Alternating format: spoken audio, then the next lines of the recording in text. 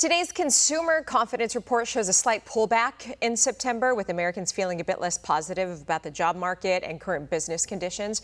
But there's a silver lining. Optimism about future income is holding strong, spending has remained resilient, and the housing market is stabilizing.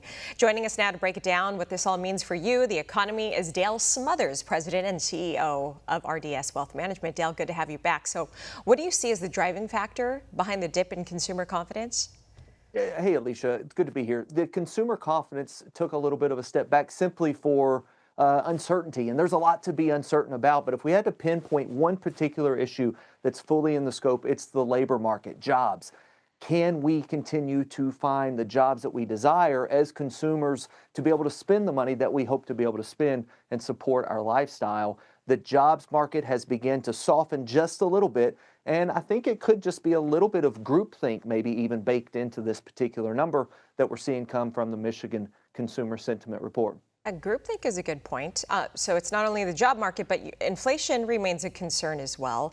But real Absolutely. Wages, housing markets showing signs of stabilizing. How do these trends balance out for the average consumer?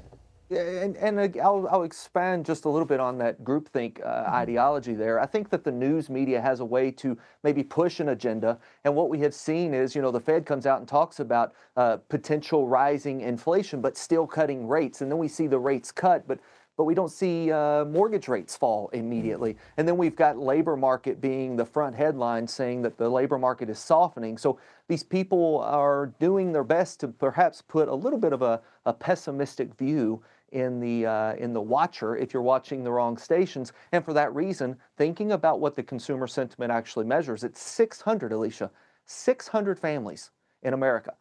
They surveyed these 600 families. They get a little bit of an understanding of where they think they are now versus where they were a year ago and where they think they're going to be a year from now.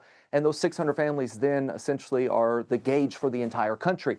So be careful not to get into the groupthink because, as you said, there is pent-up optimism in this economy, namely in where we think our wages are going to be a year from now. That's right. And you mentioned the Fed recently cut rates. Job growth is slowing down, though, but a potential government shutdown is also looming. What might we expect with all of this in the months ahead? Yeah, this government shutdown is certainly a wrinkle that no one wants to see. And if we see the government shut down in midnight tonight, I think that we're going to see a little bit of pullback in the stock market. Now, at the end of the day, it's a tale of two economies. What we're talking about here with consumer sentiment sometimes is a leading indicator for what the stock market will do. But the stock market has been higher on the backs of artificial intelligence and institutional spending.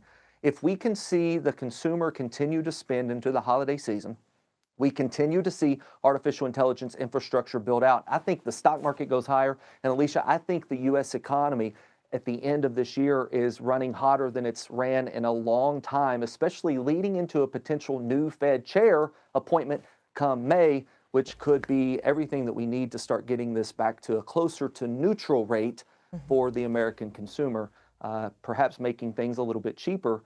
If you heard Donald Trump today, he talked about farmers perhaps making a lot of money in the future, and it's all because of the way farming is set up, where loans are a big portion of that. And as interest rates fall, we could see the entire economy begin to prosper.